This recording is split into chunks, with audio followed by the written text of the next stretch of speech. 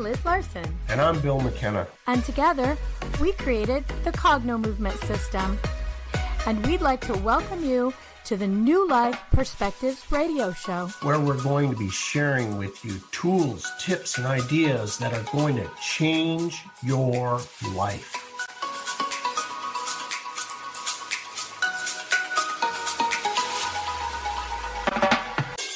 Hey, everybody in UK Health Radio Land and here on YouTube and all the places where you like to listen to your podcasts. This episode does have some adult content. We're talking about trauma and some adult topics. So maybe this one's not right for your little kiddos. And also, we just want to issue a trigger warning.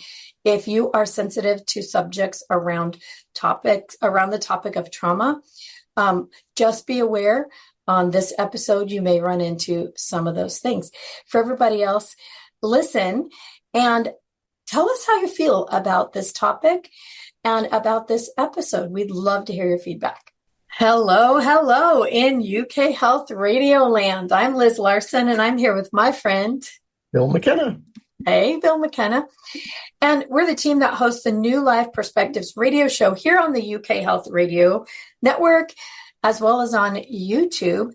And anywhere that you like to listen to your podcast, we can be found now. So look for us for some extended content and just some awesome episodes about everything life-changing. Bill and I love to talk about things that weren't available before on the planet, ways that you can change your life, ways that you can create new perspectives, ways that you can just create a new life that just weren't available before. So today, Bill and I are always talking behind the scenes, and today we're talking about something that I have gone down a rabbit hole on recently. So I found this podcast called Cults to Consciousness. It's a young woman named Shalise Ansola who is doing this podcast. It's a new show on YouTube, relatively new, and she's growing. So if you have an interest, go check her out. But she has this very loving and kind way of talking about people who are in what she calls high demand religions. That those religions obviously do not see themselves as a cult. She was a Mormon, a traditional Mormon, that she now considers maybe was a bit culty, but high demand religion. But she talks to people who have escaped or found their way out, who have experienced tremendous trauma due to the way that they were raised or taught or learned, or the trauma they experienced inside the cult. And she really is very, I think, honest about it, but also she's not super judgmental about it. She does say when they did things right as well. So if you know what I mean, like she's not nasty about it. And I really appreciate that. I was raised in a high demand religion, which I've shared with many people. So I share this. So are you saying, Liz, that you were part of a cult? Well, when you put it that way. So not a traditional cult, but there are definitely people on the planet who would say that. So what would be the definition? There's a wide range, but really, I like the way she describes it, high demand. It keeps you away from other people. It prevents you from having a greater worldview. The religion I was in does shun people or expel them from the organization, and then none of their family members can talk to them again. So that has some of those traits, if you will. That ad for a cult. Some of the things it didn't do was it didn't take all of your money, that sort of thing, but it was quite patriarchal. And these things, and I think any organization that anyone could ever be in, there's always a chance for trauma. But when you're raised in a high demand religion, your worldview is different from other people. What you know for the world to be and what you don't know is different from the regular average American. Like, in some of the cults, they don't know who the president is. In some of these high demand religions, they don't know that a woman has a choice in who she marries, or whether she marries in a polygamist marriage, whether she has many, many other wives with her. When you're raised in it, you don't know the difference between that and the outside world. And that's one of those things.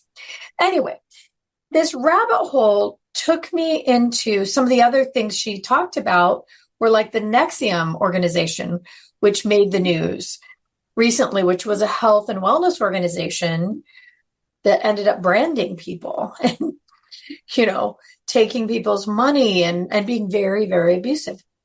So it sparked this conversation between Bill and I about the topic of taking personal responsibility for your life and your trauma. And there's really a resourceful way to do this and a super unresourceful way to do it.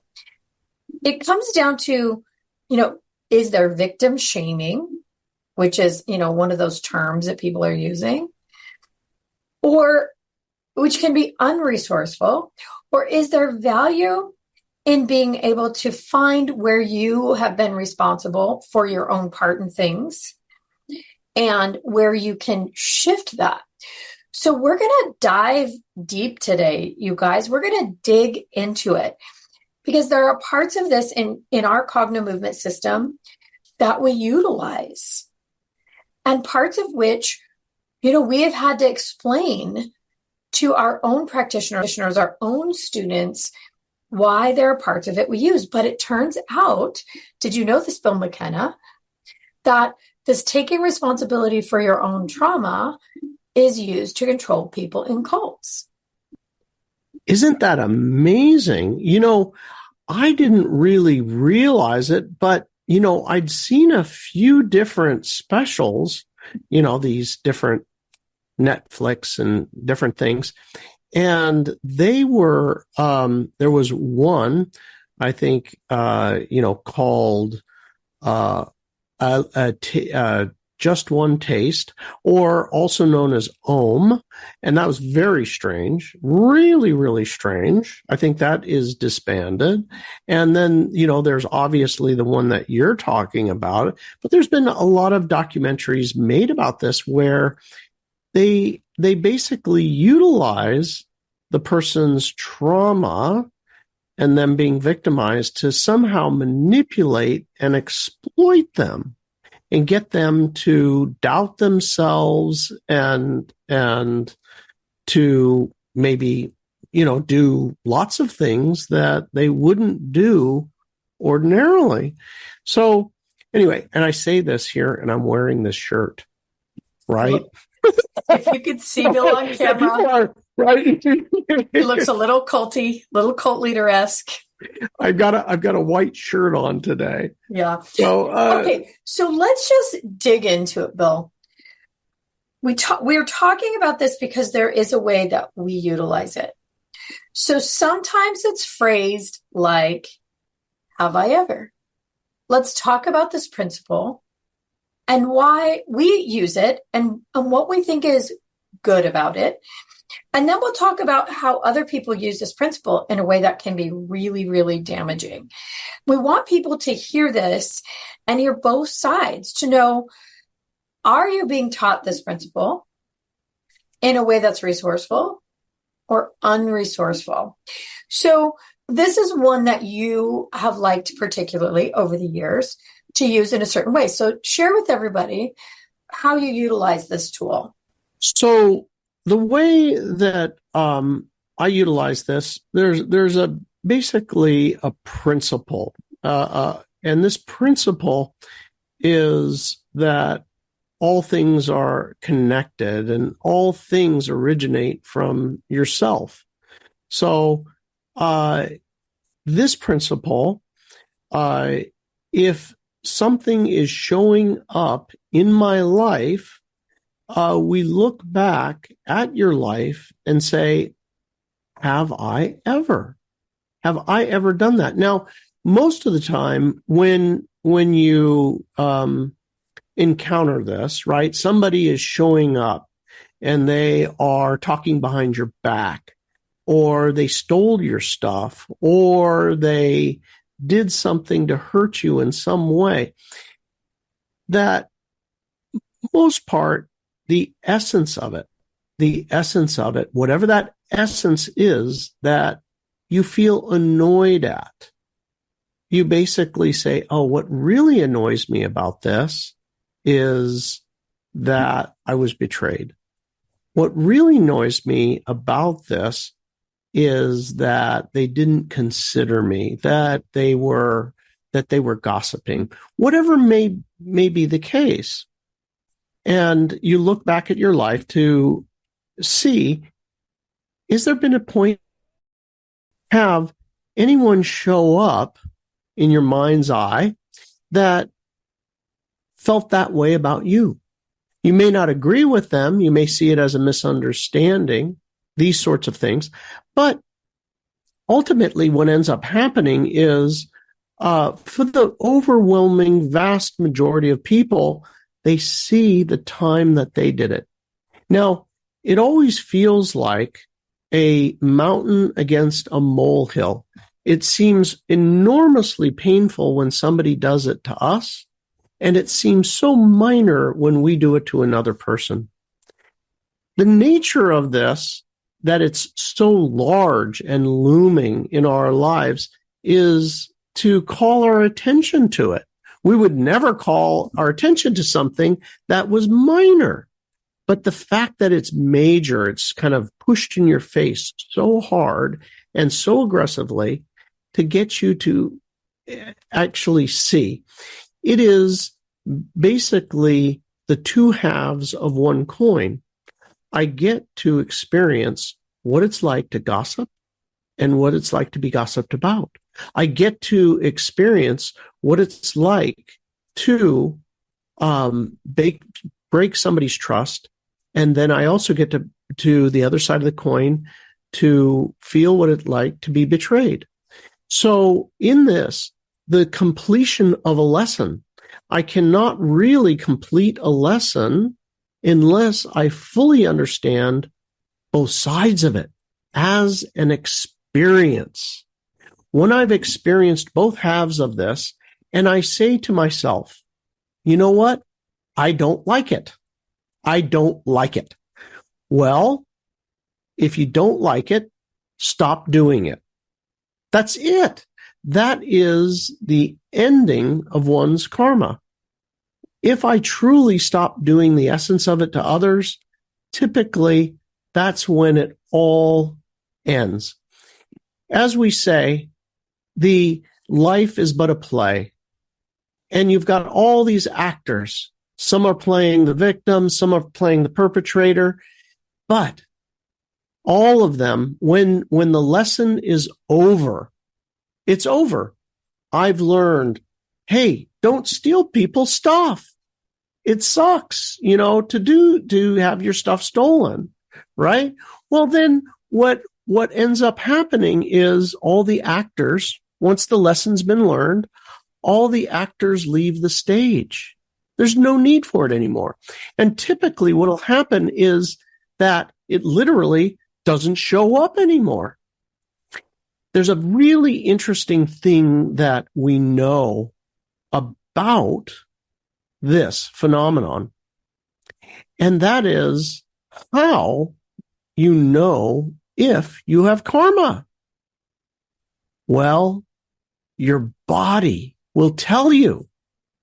If, let's say, you've got a situation where, somebody steals something and you're like, oh, damn, wow, my thing's gone.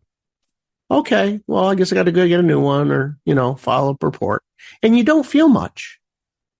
You probably don't have anything. You don't have any karma. But if you are ruminating about this, running around the neighborhood, inflamed and accusatory, and you feel literally this overwhelming feeling in your body, and it keeps you up at night, and it's there the next morning, and it's, damn, I'm going to get them. Oh, man, it's on, right? Guess what? Psst, your body is telling you, have I ever? And with that, you'll be able to see the times that maybe you have. And with that, you end your karma. And it happens like that. It's so fast. It's so easy. And you can go from a level 10 anger to a 0. Like nearly instantly, it's laughable once you know these few little secrets. Now, this would be a very appropriate use of victimization, meaning, I understand how does my body act when I really have a thing, right, that I have karma in, and what is a fast way for me to grow from it? Meaning, wouldn't you love it? Wouldn't you love it in your life if the repetitive problem that keeps you up at night and then you're shaking and you're whoa and it doesn't go away if it's lasting longer than 15 minutes, you want to question yourself. That's what you want to do. If it just goes away, you don't have anything. So anyway, that is the way we utilize this within Cogno Movement, is to be able to see the essence of it and end it quickly. Yeah, so there are times when it's super, super resourceful.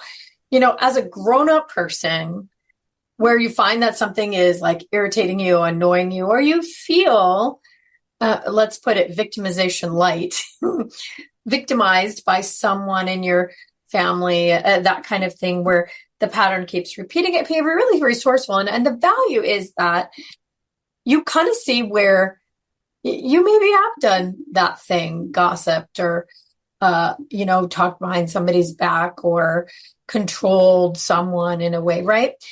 And once you see it and you're like, oh, dang, I have done that thing.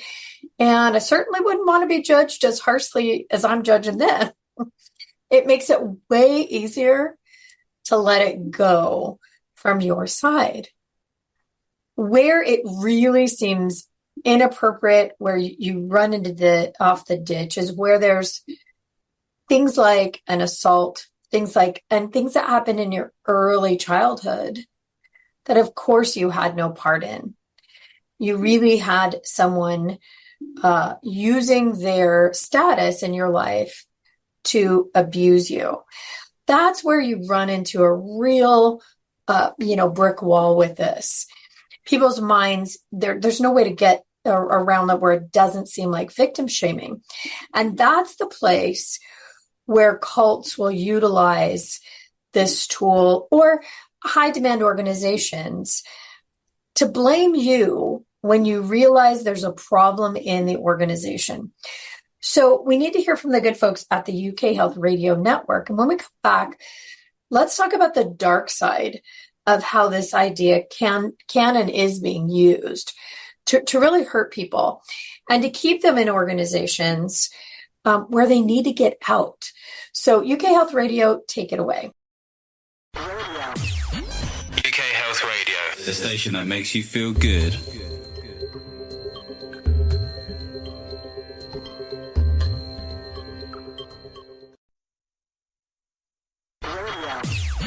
UK Health Radio, the station that makes you feel good.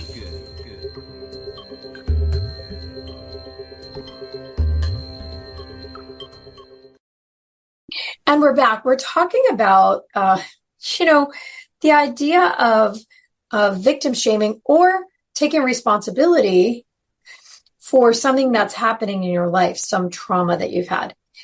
I think the delineation is, Bill, that it's something that's happening in your grown-up life that keeps repeating. And you have to figure out where you have control over it. Because where you have control over it gives you the most power to recognize your part in it.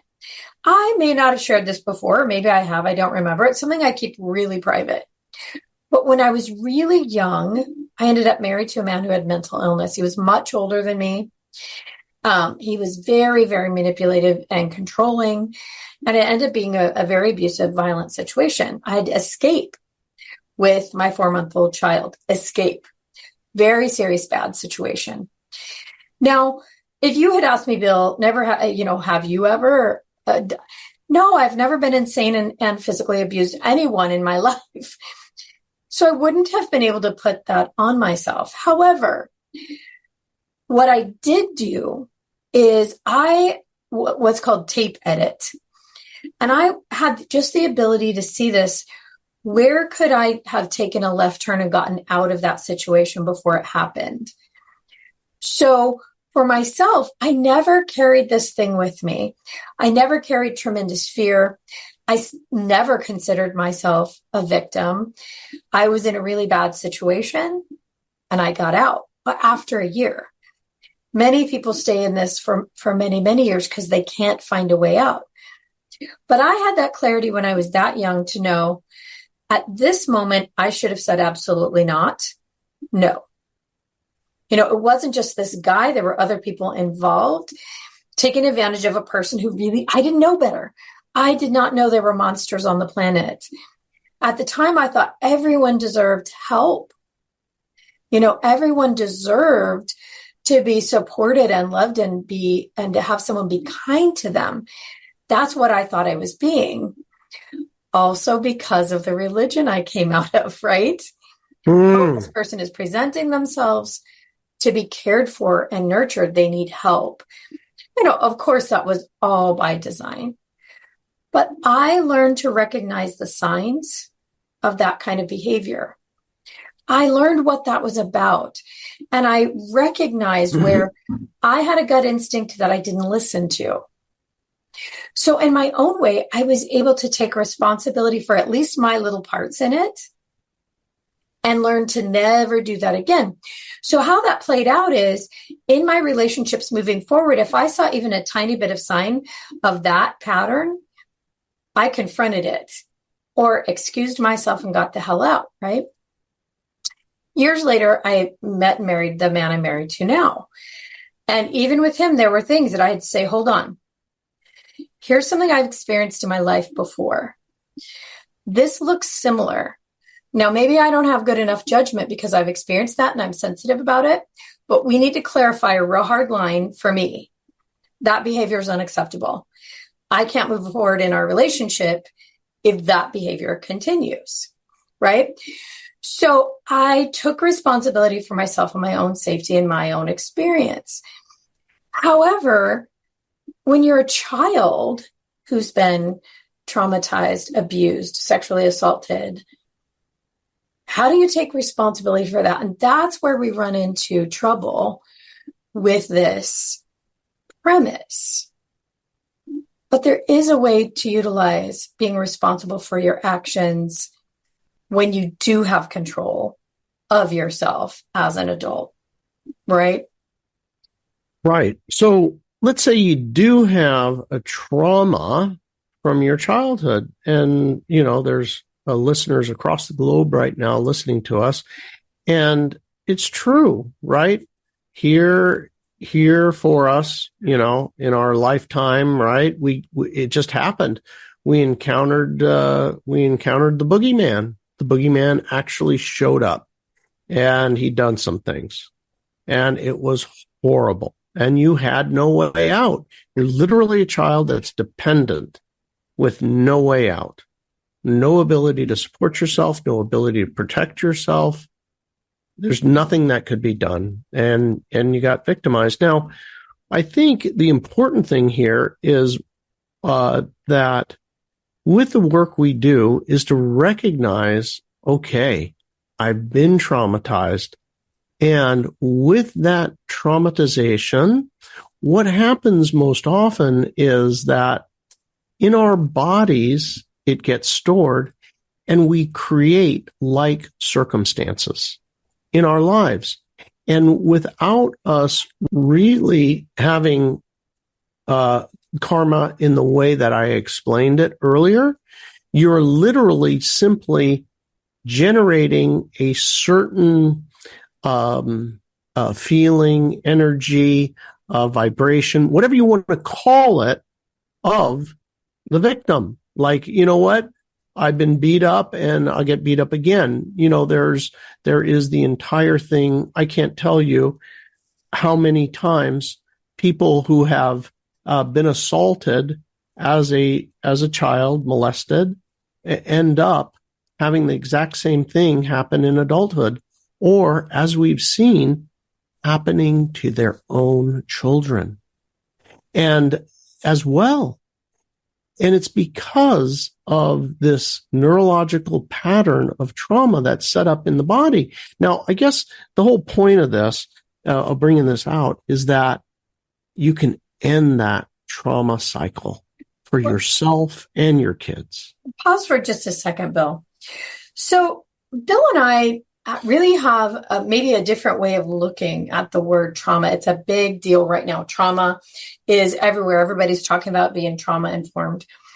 And the way that we look at this, because we're looking at it through the lens of how your body reacts. So we would say that trauma is an experience or a group of experiences that a person had that taught their body how to be in fight or flight.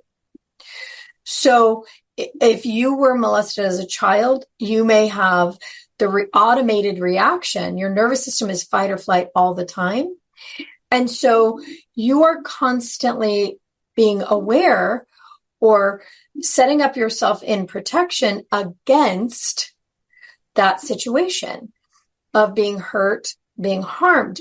But the weird result is that you're also on the other side drawing it in all the time.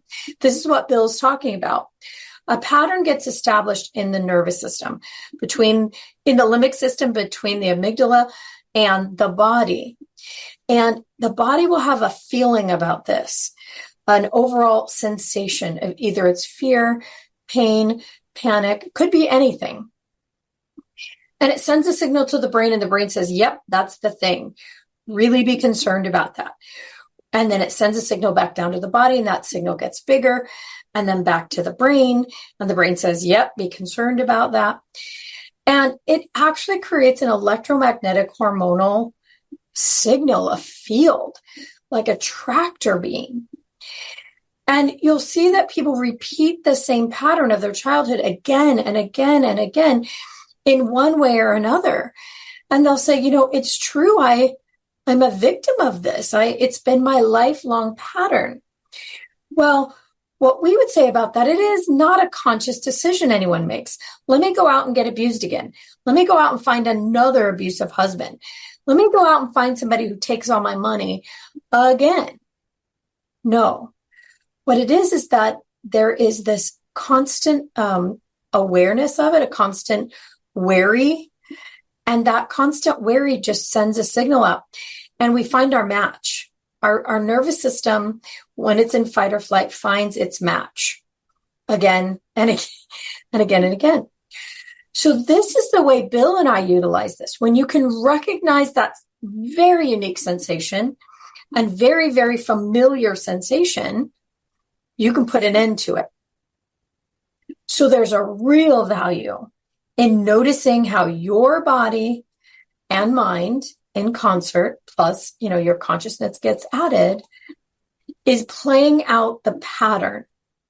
That's really the part where we're advocating super taking responsibility for whatever you feel that might be drawing that pattern to you. And it's a slippery slope, Bill, when we're talking about things like, childhood abuse, victimization, like I was talking about, people who've maybe been raped or things like that. It's a slippery slope. But the only true power a person has is in being able to end it for themselves. And what we really mean, how we really utilize this, is to discover that initial damage to your nervous system and correct it. Get the body to where it's absolutely neutral on that subject, meaning it's a story that happened one time in your life. It's like a book on a shelf. You know it happened. You know that it has its highs and its lows. It has its protagonists and its antagonists. It may have been awful and horrific, and there were people to blame. But when you think about it, you're like, oh, I can see all of that. And right now, I'm going to turn around and move forward in my life and leave that somewhere in the past, because it's no longer active in the physical body. So I think that's a really resourceful way to use it. But there are also still as we're talking about it, people who use this idea against people to get their way, to keep them manipulated. Well, yeah, you're right. I think really, the essence of it, what you're really saying, the big takeaway here is that when we can literally use the body to heal the body, mind, spirit, where you literally simply just don't feel it anymore. I like to call it emotional amnesia. You know about the event, like Liz says, but you feel nothing about it. With that, it allows you to be in a place of wisdom. Like, you're neither attracted to that particular cycle anymore. You won't find yourself inadvertently in the wrong position. I know people that literally have the exact same crime happen to them countless times. Yeah. And I mean countless times, exact same actual crime. And once that is like, poof, vaporized, where they no longer have that victim energy in their physical body, that it emanates that, it doesn't occur to them anymore. These are traumas actually attract that type of victimization. There was this amazing, back early in the 90s, we had talked about this in the past, where there were all these inmates in prison. This is not jail, this is prison. And they took, basically what they did is they lined up all these prisoners that had done all kinds of crimes against other people. So very specifically, it was against other people. And what they did is they filmed the street of New York, thousands of people coming down the street in New York. And they would say, pick your victim. Pick your victim. And they ran thousands and thousands of tests, and they came away with something so interesting. And that was that there was an incongruency in their gait, in their posture. And that was going to be who their victim was. And it wasn't whether the person was male or female or age. It was their gait. That was the thing. And what we know from the work we do is if you have a trauma, it's going to show up in your gait. There's a subtlety there. Anyway, it's really interesting because when this goes away, Liz Larson had discovered that the spine straightens up, the gait becomes different. It's one of the things that Liz in the practitioner program for cognitive movement teaches people how to know when a person's issue is resolved. Keenly aware, what were they walking like and what are they walking like now? Really an interesting subtlety. So it is time for us to hear from the good folks at the UK Health Radio Network. And when we come back, we'll continue this conversation about, personal responsibility when it comes to trauma. It's tricky. So UK Health Radio, take it away, and we'll see you in a minute. UK Health Radio, the station that makes you feel good.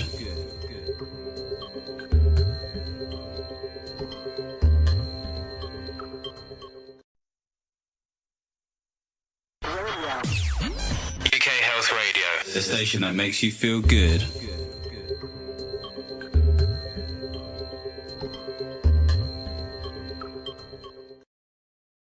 And we're back. We are talking about the slippery slope and the real value of taking personal responsibility in your trauma.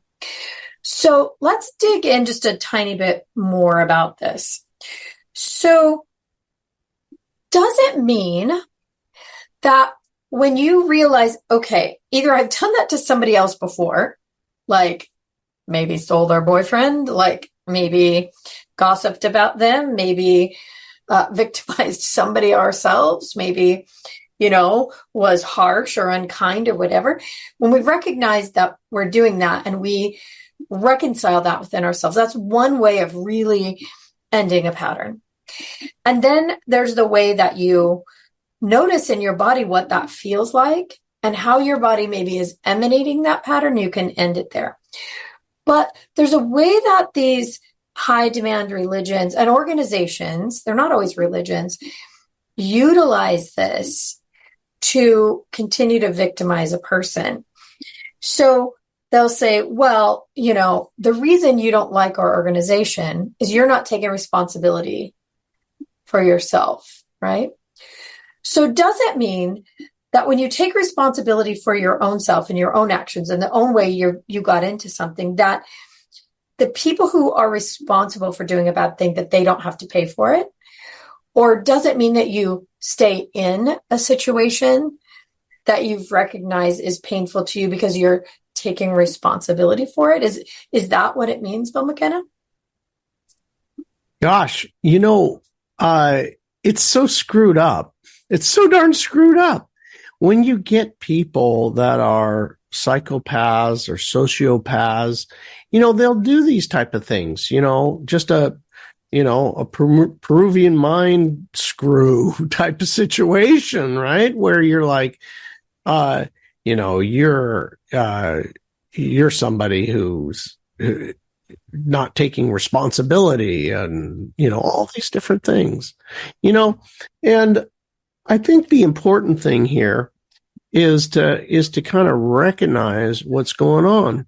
Is somebody doing this to get something out of me, to control me, to get my money, to get my body, to get me to do something, to get me to not do something? Even just compliance, right? Even just compliance, just to comply.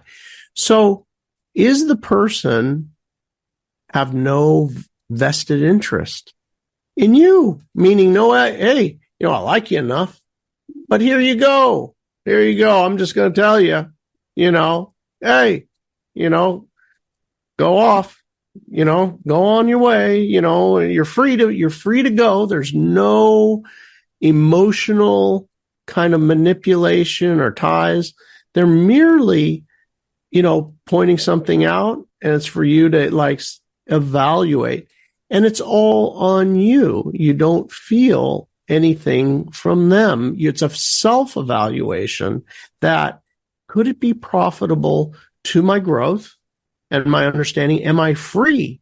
Am I free to walk out the door? Is my finances free? Am I in a situation where, like my family, this is so often happens where if you don't comply, then the family will shun you and you're literally lose your family. Absolutely. And I think, I want to say this and be really clear. There are people who do not belong in your life. If someone is abusing you, they do not belong in your life. If you're in a religion where someone is controlling you and hurting you, you don't belong in that religion. You get out, you get away. The issue is after, how long do you carry that with you? Because if you carry that injury with you in your physical body, remember that we say trauma is just an experience that taught your body to live in fight or flight. That experience could be not getting a popsicle when you were 4. I told a story before about a man I was in class with once who believed his father had hung him over the edge of the Grand Canyon when he was 3. It didn't happen. Another time when they were playing at a playground, his dad did what dads do, and they hang kids upside down in fun and play. His little body connected the two. It was a lie that he lived with his whole life, right?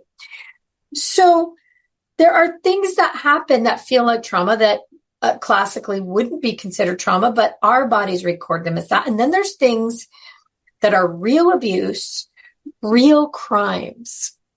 And those people need to be held responsible. Agreed? However, Sometimes when you get out of a situation like that and somebody's held responsible, then you go on and you become a champion for that cause, right? If you were sexually abused, you're now a champion for sexual abuse, or become a therapist to serve people who are sexually abused. The issue is there that may continue to play out in your body again and again and again. It becomes your whole life. It draws itself to you again and again in one way or another. What we think is really important and how we think this can be used resourcefully is that you clear it out of your body till you're at neutral, and it will give you the 10,000-foot view. Here's how I got into that situation. I will not be doing that again. Tick. Here's who I held responsible who was not responsible. Here's who I then harmed in some way because I thought they were responsible, and they're not. They weren't a part of it. Like the kid who thought his dad hung him over the Grand Canyon, and here's how I'm free to move forward in my life. These are the steps. This is what needs to be examined so that you no longer have this as your life, have it playing out again and again in one way or another. I just want to reiterate again, it does not mean that someone who did something bad to you should not pay for that, especially if it was a crime. Absolutely. But you will carry it with you until you get it to neutral in your body, until your body stops being in fight or flight about it. That's the most important thing. So these people who are in these cults who were held in by, you need to be held responsible for whoever's victimizing you. That is where this is used in a real negative way. If it continues to hurt you, it's not good. What we're advocating for is a way to do this where you can see that problem from that 10,000-foot view and see all the parts in neutrality. And then you get to choose what you do next. Not your nervous system, not your fight or flight, not your response, your automated response, but you, with your logical mind and your higher self and your consciousness, choose what to do and where to go next to actually have a life free from that. I think that's the most valuable, the most important part. What do you think, Bill? I think you're right. And I think, as I'm listening to this, I was thinking to myself, from a different angle, but the different angle is just basically my physical experience in my body. Like for me, my body, when I'm traumatized, or maybe I have karma or whatever, from something, I literally feel a vibration. It is so annoying. I just hate the way it feels. It is overwhelming. And my body can even shake, or, I feel like I'm going to pass out, or, and it's horrible. But I think what I, from a real physical, visceral experience, what Liz is saying is the work that Cogno Movement is about is literally, I feel like, there's nothing. There's literally, my body is calm. It feels nothing, absolutely nothing. So with that, I can move forward easily because I don't feel anything. I am completely good, and I can be very logical about whatever step I'm taking. Oh, that doesn't look good right over there. I'm going this way. Whereas when I have that, I have very limited choices. You're right. I mean, it's one of those things where you will continue to relive that in one way or another. Like, let's say you kind of had an overbearing, controlling father, right? You'll find maybe your best friend is in some way overbearing and controlling, or your spouse is now overbearing and controlling. There's some aspect of this where our nervous system is also drawing it in for one, but also trying to work it out. Yeah. Will I get it right? this time. Right. But more often than that, something else happens. It's this automated response was, well, I'm going to try on that person again and see if they love me this time. Oh, yeah. You know, it's like trying on an ugly sweater, only the reverse. You know, I would say you try on an ugly sweater and sometimes it's real cute, but most of the time it's just plain hideous. Right. Right. So you'll be in that same abusive relationship. I was talking to somebody recently who said every person they had ever dated, ever had cheated on them in the most horrific ways, to the point where they had reconciled it in that where, okay, I'll just bring in people into my marriage, you know, third parties, fourth parties, so that my partner will then be legally able to cheat on me, and then it won't be behind my back. It did not work. The person still found someone else to cheat with, and they said, I just can't understand why this keeps happening to me. Well, the why is about 1,000 different reasons, which I think we'll go into in our extended conversation, because this gets real interesting, the whys, right? But on the surface, it looks like people just keep hurting me again and again due to no fault of my own. And I just can't get out of the pattern. Well, let's change the word default and put it into choice. There are things that person is choosing again and again, that if they had that 10,000 foot view or neutrality on the subject, and they knew where the original injury came from, that's important. We'll talk about that in the extended conversation too. If they knew where the original injury was and could get themselves to neutral, to where that chapter, that whole book is somewhere on a shelf somewhere, and now you could choose differently, life would be different. It would no longer apply to them the way it did before, right? Exactly. It just doesn't apply to you anymore. And, you know, it's like we talked about earlier, the same identical effect. The actors leave the stage. You're done. You don't need it anymore. You're no longer emanating that particular signal that is attracting it and making it, you know, anyway, we'll have a more in-depth conversation here in the extended content. Yeah. Well, you know, the thing is, you also don't continue to make the same choices. You just don't continue to make the same mistake, choose the same person. You just don't continue the pattern. You have freedom from it. I think that's really, really so important. And I think that's one of the biggest reasons to use this kind of a method of being able to look at yourself and see where your choices have made the difference. I mean, this is the positive side of it, right? Mm-hmm. This is the positive side of taking a look at your own victimhood and finding out where there is choice. But the truth is, most people cannot see that choice at all when their body is in that fight or flight space. It's impossible. We know this. It's literally impossible. The eyes cannot see it. The body cannot perceive it.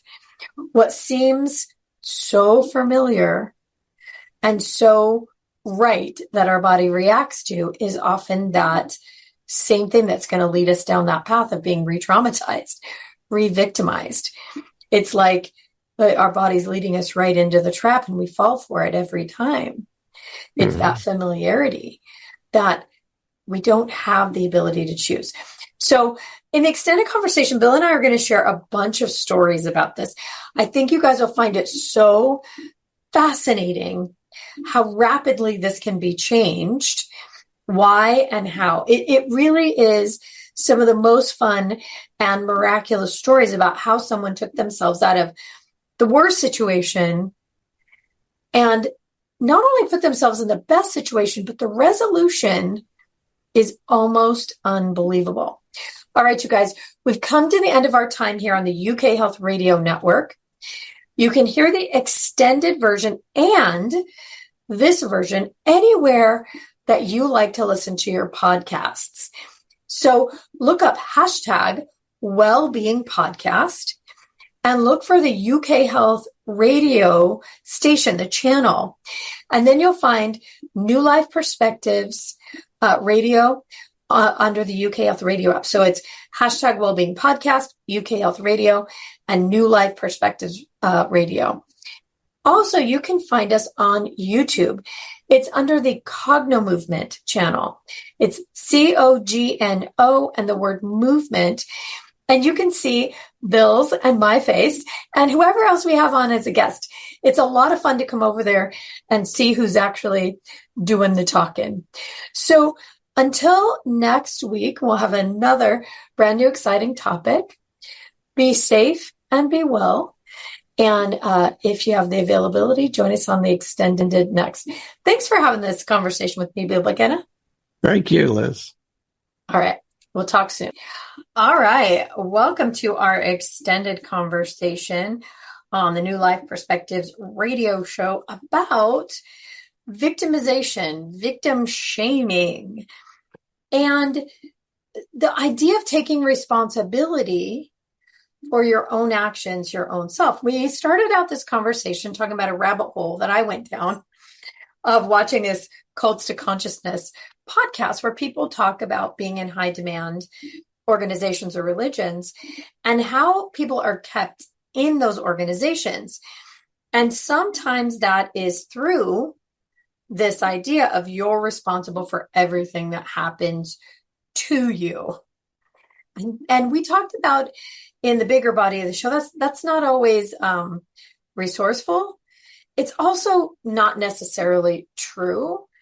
And there is some real value in recognizing your own part in it so that you can get yourself the heck out and not get in that situation again. But Bill and I were talking about how so many of these things we don't even know are there. They're hidden in our nervous system. Again, we're talking about trauma being an experience you had that taught your nervous system to be in fight or flight around that topic.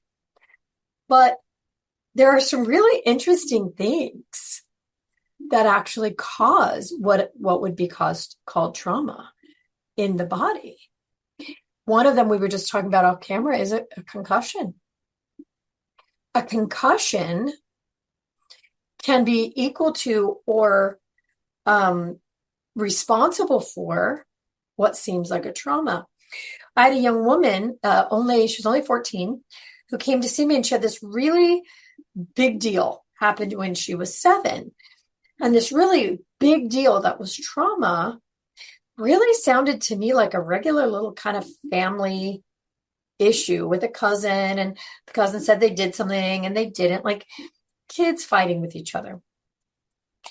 But it had really impacted her and it stayed with her. Well, it turned out that immediately before that incident and immediately after, she had a concussion. She was in karate. So those concussions sandwiched that kind of an ordinary experience had her nervous system believing that that was the root of all evil. Basically, her body could not get past it. So, of course, we did the work that Bill and I did with Cogno Movement, and we help the body see a brand new perspective. We help the body turn off the automated response around the concussion.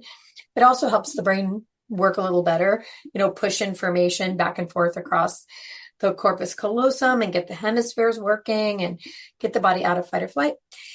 Well, afterwards, minutes later, she's like, oh my gosh, that's just a regular thing. That was a kid. She was 7 too. And also, there were reasons. At 14, this kid was able to realize the reasons that other kid did what she did. And that instead of feeling victimized for herself, really she needed to have compassion for this other child. And it was instant, Bill, as you know. This happens, right? Sometimes what a person thinks is a trauma as a childhood is somebody gave them a little side eye, looked at them in the wrong way. Now, maybe on that day, their underwear was too tight, or their stomach was upset, or somebody had just embarrassed them, or mom and dad were fighting, or, it was cloudy and they got rained on, or they stubbed their big toe. And the body will record all of those injuries into that side eye. That person was judging me. That person hates my guts. That person wants me dead. Or none of it's true. Maybe the person didn't even look at them. But the body will record it as a real and distinct injury. And here we go. Everybody looks down on me. Everybody judges me. Everybody hates my guts. Nobody likes me. Everybody hates me. Guess I'll eat some worms. Life, right, gets built out of something like that. It makes me think, Liz, that, have you ever met anybody and you knew their family? You knew mom and dad, and then you knew the kids, and the kids grow up, right? We all go through a natural cycle. We become teenagers, and then we become adults. And if you watch the children closely, you have a relationship, you may notice that mom or dad has a perspective like, well, they talk about you, or they people, they're not to be trusted, or this was one, I didn't even know it. Okay. I'm going to tell a story on myself here. So funny, right? When I was younger, I thought I invented estrangement. I thought I invented it. I thought this person's acting like a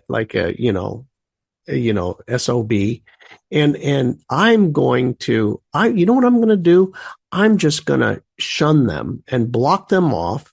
And so that there's nothing, they can't get to me, because I don't really want to face them or condemn them in some way on account of there's other relationships that you don't want to disturb the intra-connected relationship. So, I know what I'm going to do. I got this trick, and anyway, I just found it so funny because I was talking with my mom, and my mom was talking about my dad, and we're, just talking about friendships and stuff. And she goes, oh yeah. Your dad, he used to, do that all the time. All of his friends, he'd do this whole shunning and pushing away and, cutting off and all these things. And I was like, oh my gosh, it's not even me. It's not, I took it on and I thought I was brilliant. I invented it. It's like, yes, this is how you do it, son. Nobody ever told me. I just thought, oh, this is how you do. But this, being in the position, Liz, and, right, that we're in, right? We see this all day long, where the same thing with the parent is the same thing with the child in the responses, right? And you take great offense to something. Oh my gosh, they're doing this to us. Oh, right? When it's not even a thing. It's not even a thing. It's so true. Another one of these, I had a person who really had an issue with the way they were raised. This situation that happened when they were less than 1 year old, and maybe a little older than 1 year old, 1 to 3 years old. And it was a potty training issue. And they really, really felt their whole lives, and that their parents should be responsible for this abuse, quote unquote abuse, that went on with them. Well, the unique thing about a cognitive movement session is we literally run through all the files, the physical, files in your brain. We use the eyes to do it. And a lot of times a person will see the whole story. You know, who was that used to say, and now the rest of the story? Do you remember that radio show? Oh, yeah. That was like a TV show. Oh, right? I loved that. Yeah. And now that guy's voice too. Yeah. Anyway, the rest of the story was, as he saw this whole thing play out and really felt as abused as he believed he was, he felt the anger and the blame and the resentment. This is the cool thing. You get to have all of it. Nobody says you shouldn't during a cognitive movement session. And as we worked, and his mind, his brain actually, everyone's brain holds all the memories, and the body too, holds every last one. Some people who have eidetic memory, all that means is that they can pull the file. Most of us can't pull all of our files. But with cognitive movement, you get to see a lot of them very often. And what he saw was, oh my gosh, my parents were children themselves. They were like 21 and 22, living with the grandfather who'd been a military man. And he had this idea about how you potty train kids. And it was militaristic, big surprise. But what he also saw, that was his grandfather loved him dearly. It was one of his most valued relationships. And they were all just a little stupid. Like, nobody intended to hurt him, but they did make some bad choices. It wasn't that they didn't love him. They loved him a lot. And they were trying to give him an advantage in life through the stupid method. No one had any form of malice. Just children raising children. Yeah. And so he remembered himself as a parent. He was never that young of a parent, ever. So we kind of got to walk through, have I ever, right? Using the have I ever model. Did you ever do something in raising your kids that you're like, oh God, I wish I knew better. I wish I didn't do it that way. If you're a parent, every one of us has thought, maybe I should have done that different, right?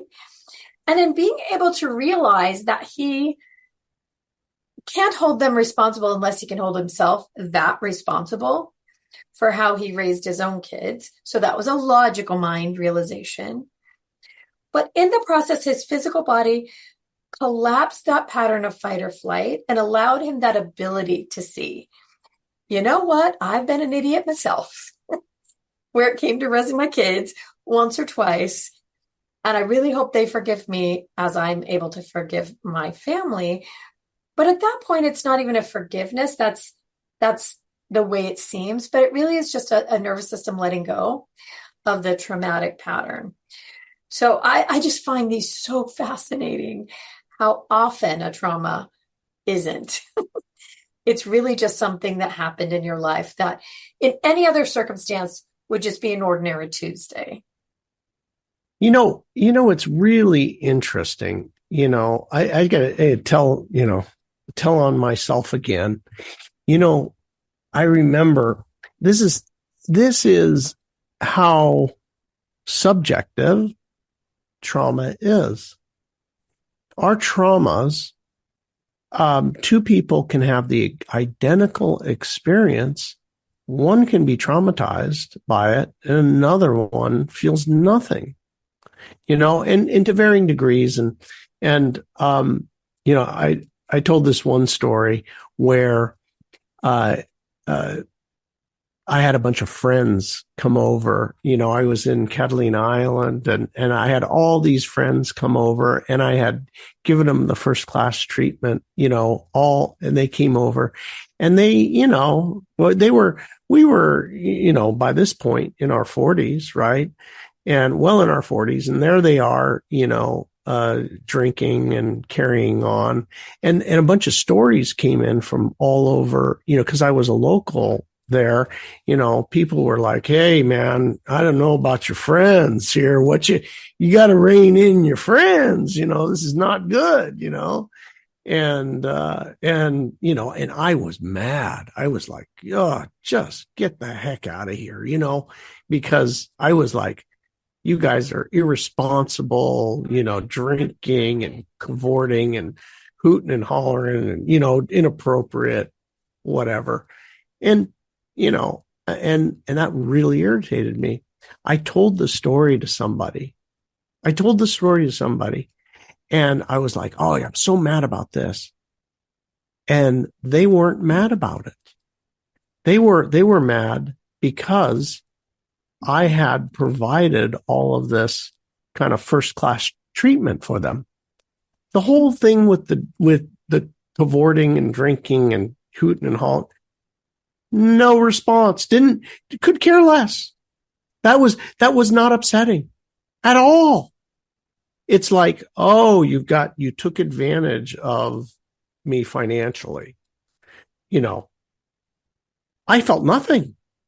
But my point is that the same identical circumstances, someone will take offense to one thing and feel hurt by, and another person. So it's just, it is completely subjective, and we gather these traumas from our life experiences, right? Yeah, it's true. And at the same time, I don't want to make light of some of the things that really are horrific that happen.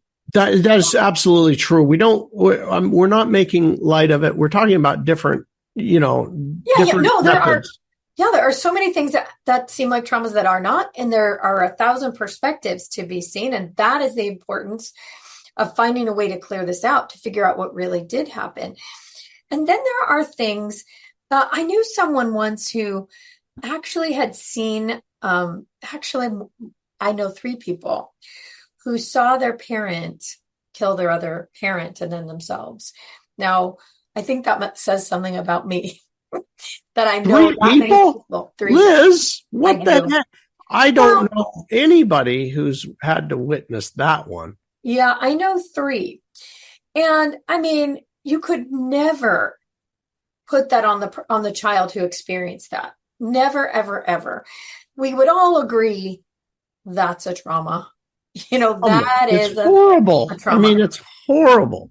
Now, so just because it's actually a verifiable, real thing that would be horrific for anyone to have to witness, it still does not mean that a person has to carry that with them for the rest of their life and react as though that were happening today. What do I mean by that? So we said, trauma is an experience you had that taught your body to be in fight or flight. It would make sense why the brain and body would see that again and again and again, right? But it's really the same as though you have the movie that you hate the most in life, like The Shining. If I knew what was on in a building, I would not walk into that building. Like, I hate that movie. I would never want to see it again. It's like watching that again day after day after day to remind yourself that you don't want to watch it, that you still don't like it. That doesn't make any sense. Well, it's really the same for our nervous systems that will play out these patterns and show that movie again and again and again. It really doesn't make any sense. The likelihood of that happening again is next to 0 for most people. I mean, less than 0 would be like getting struck by lightning 4 times in a row. So there really isn't anything for your nervous system to protect you against. And yet it will continue to run out the pattern and have it be the biggest building block in your life. Well, what Bill and I know is that that's not necessary. It isn't necessary for trauma to continue to shape your life. It isn't necessary, no matter how big that trauma is, for it to create the automated responses and control what you do and what you say and how you think and how you feel. Even with a trauma like that, it can be neutralized in your system to where it's exactly like a book or a movie over on your shelf. It would be like, for me, I know The Shining is in that catalog right over there in that bookshelf. I know it's there, but I'm never going to pick it up and watch it again. You keep your memories, you know what happened to you, and you also might be able to see a much bigger picture about the reasons that happened. And then you're free to move forward. You're free to have a life without it. We had a woman who had a horrific childhood of abuse and carried it with her for many years, but she worked on every way she could find. She worked to clear this out of her system until one day she was at a cognitive movement seminar and it came up one last time and cleared itself out of her system. Before that, she'd had this horrific relationship with her mother, holding the mother responsible for the traumas in her life. Immediately after that seminar, she began this wonderful, lovely relationship with her mom. From today forward, unheard of in this trauma, informed trauma, world. Most of the time, you're encouraged to keep taking it with you, keep talking about it. Now she's in a place where the relationship is new. They're building from now forward, not from childhood forward. Right. It also creates a situation where that person is now free to have a real conversation with you about their life, about what happened. Sometimes there are reasons, right? It allows that no longer to be this big chunk of lead in the middle of your life. It clears it out and you can go forward, which I think is ultimately the most important thing. But let's talk about where it's a perception that's not real at all. You've told so many stories about this, about especially a lot of wives and husband stories. Gosh, there's been so many times where it never even happened. Mm-hmm. It didn't happen the way somebody thought it did. They literally just kind of made it up. There was not only that, but actually seeing another perspective. There was a trauma that happened to this one woman who was threatening to break up her marriage because there was a daughter who had been injured, and she had thought that the husband was basically avoiding his responsibility in the worst of circumstances. And what she ended up figuring out during a session, one of the things about cognitive movement is that we have access to the subconscious literally through the body. And we have these techniques to find the original event. And it's conscious, right? When we did that, she was able to see that the husband was actually doing the worst part of the job, supporting her and her daughter, the thing that she couldn't do, literally physically could not do because it was so traumatizing. So it is, it's a very real thing. It really is. It's so often our bodies do this, and it really is our body. It's a function of the limbic, the autonomic nervous system that is really, it's this great tool when you need to get out of the way of a lion, right? There's a lion on your butt. You need this system to go into action and get you to safety. The problem with it is, a lion can be literally that popsicle you didn't get when you were 4, somebody giving you the side eye, an opinion you've learned maybe in one of these high, these religions that could be considered cults, or even just regular religion can do it a lot. Give us guilt and fear and shame, that kind of thing. It can be all of these things added up. But the thing that Bill and I know is that it can also be changed very, very quickly. It can be removed. It can be deleted. It can be reset in a way that your system starts clean today. And that's what really all of us need, no matter where the victimization came from, no matter where the trauma happened, real, perceived, misconstrued. The important thing is recognizing how it feels in your body, that it's so familiar, and that it's the thing that stops you. Those are the things that you can utilize to assess, can I get rid of this? Can I get it out of my life, out of my body, so I can move forward from today on without it, right? Exactly. This is the type of thing ultimately that we're talking about, being free. Once you're free of the feeling of this trauma, literally, what do I mean by that? What I mean by that is you recall it and you feel something about it in your body. You may even feel numb about it. You say, I feel nothing but numb around it. Well, that's a feeling as well. And it may have been such a significant thing that you cannot process it. It's overwhelming. And so you literally can't even face it. But when this is done, when it's done where you literally feel nothing about it, you're not avoiding it, it literally becomes something that you don't think about anymore because you have no pain around it. It literally is just like, you may have skinned your knee when you were in grammar school, but you never think about that time you skinned your knee because you know what? It's over with. It's, it healed up and I don't have any pain over it anymore. At the time, it was the worst thing in the world, right? I like the way, Liz, I think you had stated this before, is like, there was a time we've all gotten a splinter. And the splinter hurts so bad. I do not like splinters at all. I'm sure everybody can relate, but you take that splinter out and that's it, right? You just don't, you're like a week later, do you even remember you had a splinter, or a month?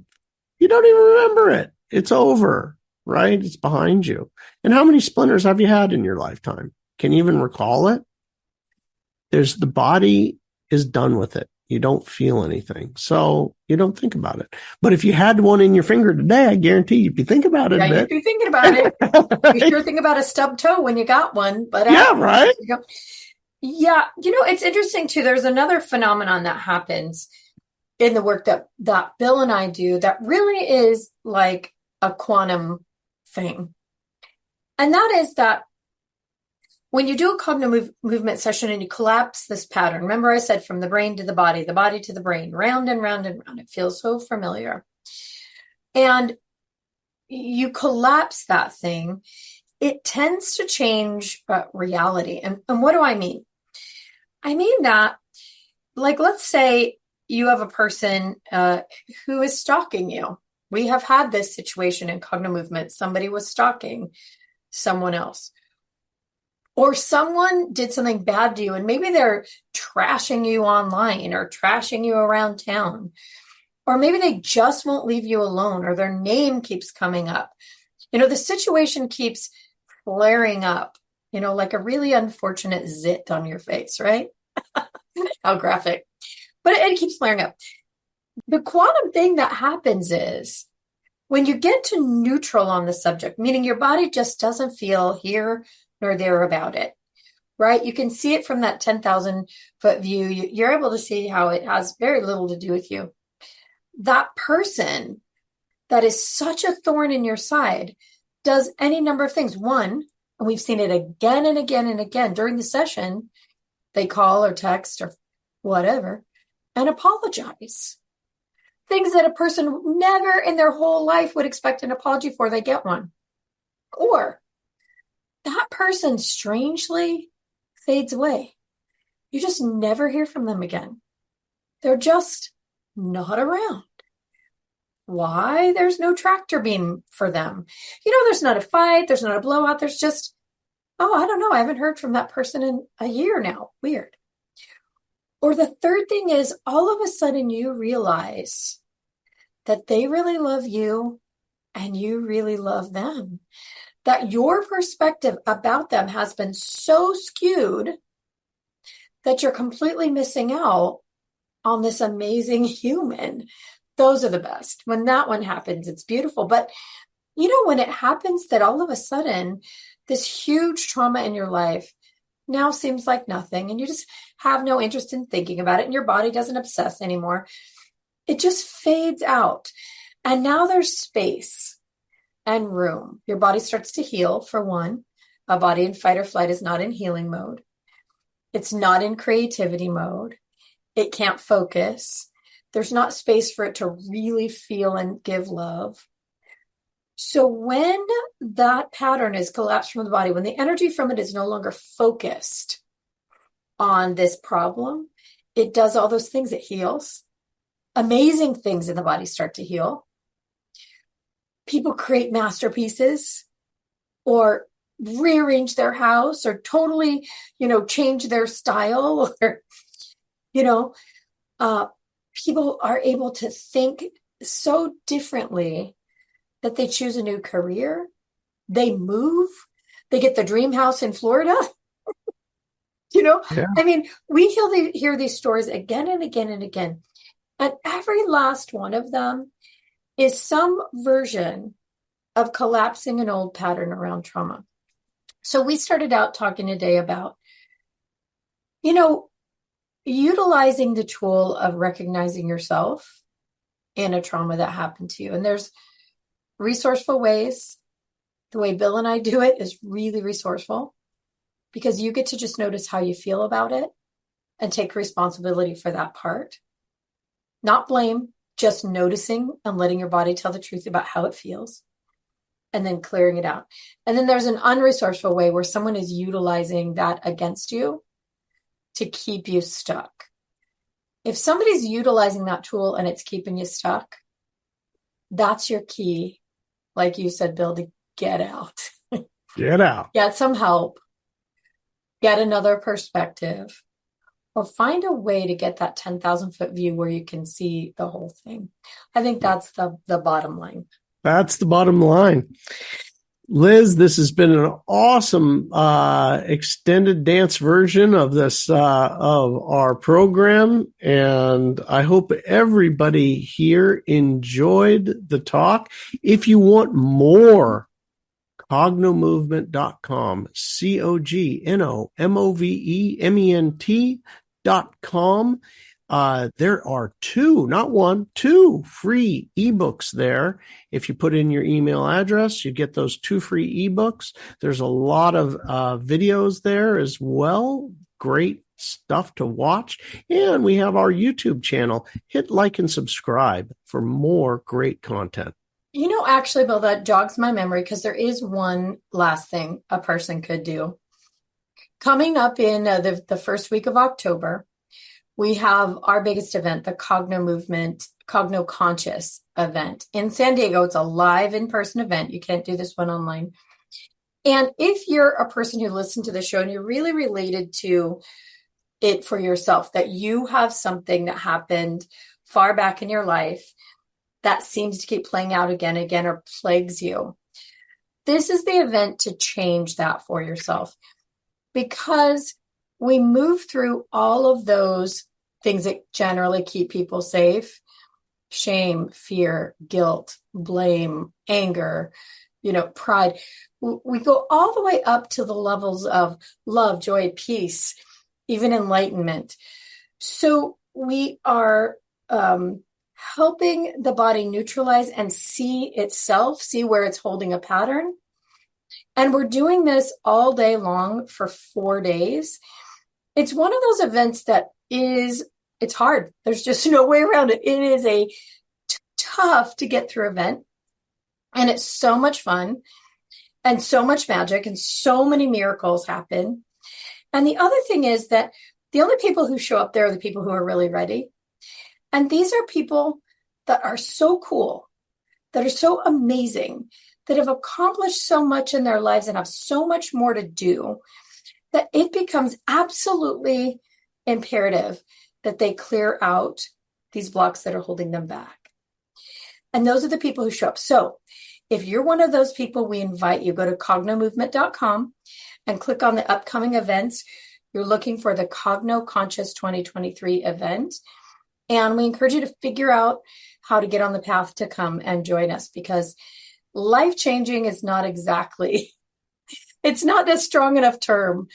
It is really consciousness and many lifetime changing event. All right, you guys, you can find us anywhere that you can find podcasts where you like to listen, and on YouTube, cognomovement.com. Until next week, we'll see you all again then. Bye, Bill McKenna. Thank you.